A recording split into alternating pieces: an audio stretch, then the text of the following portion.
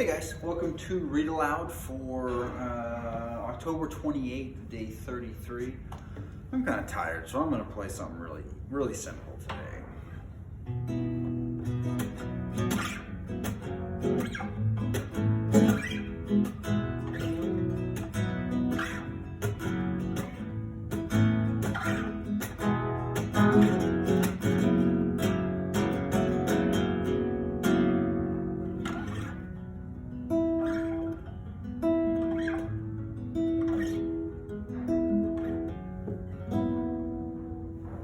Alright, let's see where we were.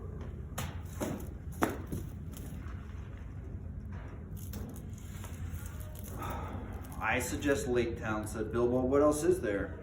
Nothing else could, of course, be suggested. So leaving the others, Thorin and Fili and Kili and the Hobbit went along the shore to the great bridge. There were guards at the head of it, but they were not keeping very careful watch, for it was so long since there had been any real need.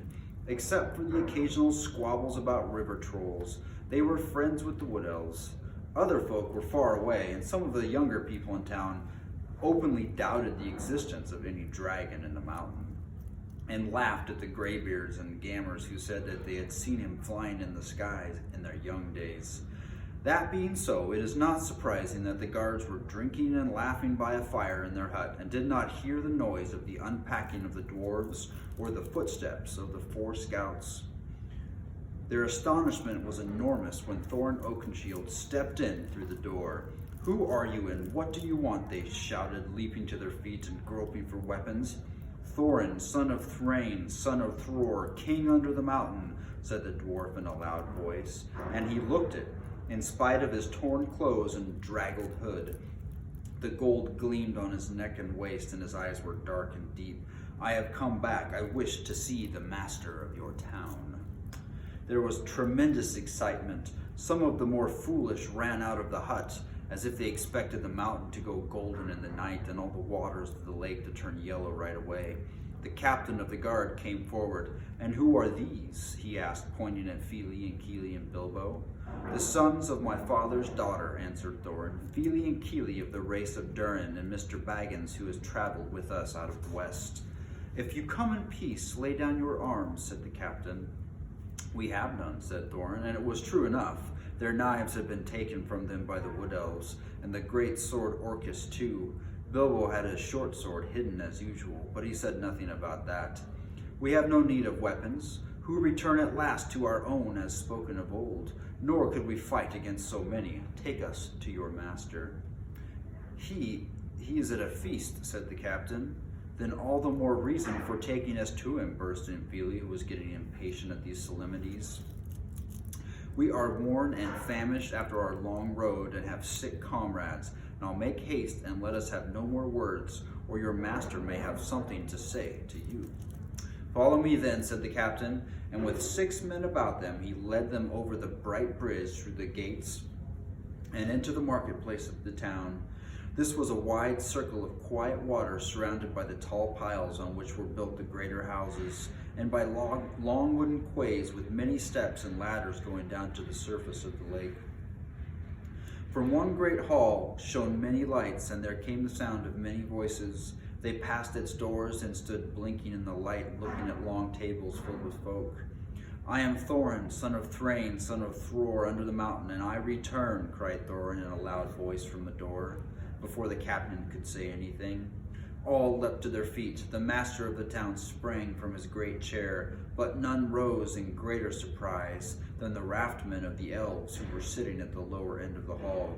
Pressing forward before the master's table, they cried, "These are the prisoners of our king that have escaped, wandering vagabond dwarfs that could not give any good account of themselves, sneaking through the woods and molesting our people." "Is it true?" asked the master. As a matter of fact, he thought it was far more likely than the return of the king under the mountain, if any such person had ever existed. "It is true that we were wrongfully waylaid by the elven king and imprisoned without cause as we journey back to our own land," answered Thorin. "But lock, not bar, may hinder the homecoming spoken of old, nor is this town in the wood elves' realm. I speak to the master of the town of the men of the lake, not to the raftmen of the king." Then the master hesitated and looked from one to the other. The elven king was very powerful in those parts, and the master wished for no enmity between them. Nor did he think much of old songs, given his mind to trade in trolls to cargoes in gold, to which habit he owed his position. Others were of different mind, however, and quickly the matter was settled without him. The news had spread from the doors of the hall like fire through all the town. People were shouting inside the hall and outside it. The quays were thronged with hurrying feet.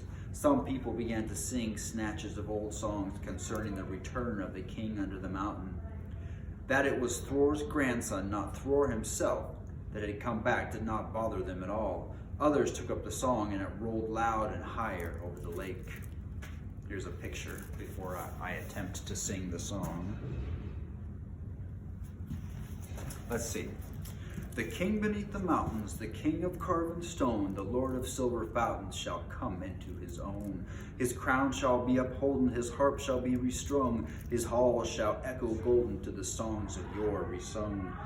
The woods shall wave on mountains and grass beneath the sun. His wealth shall flow in fountains and the rivers golden run. The streams shall run in gladness, the lake shall shine and burn. All sorrows fail in sadness at the mountain king's return.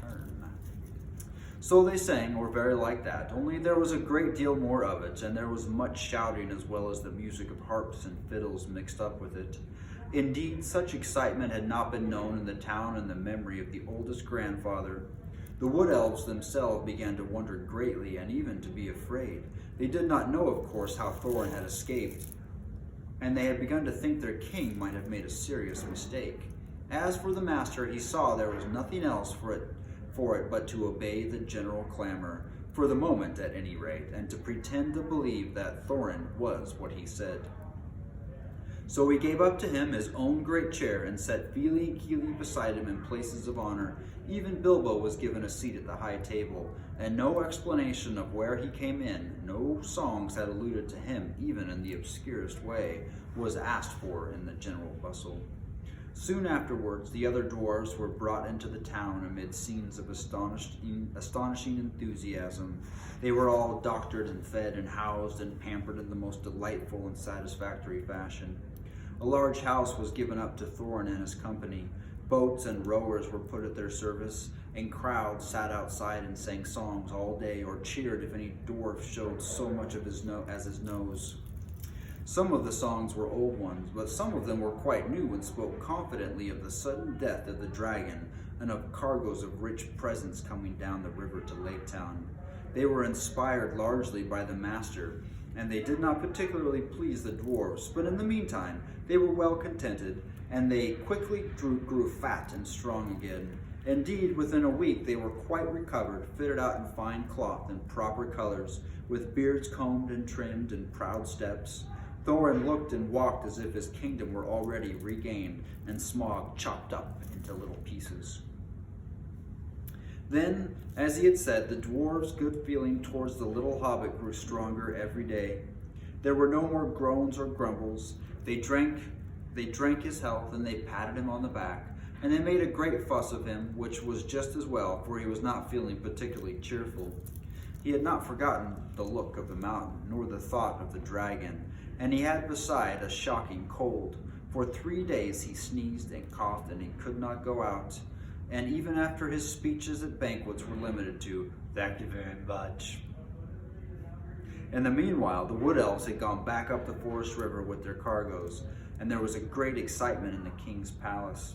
I have never heard what happened to the chief of guards and the butler.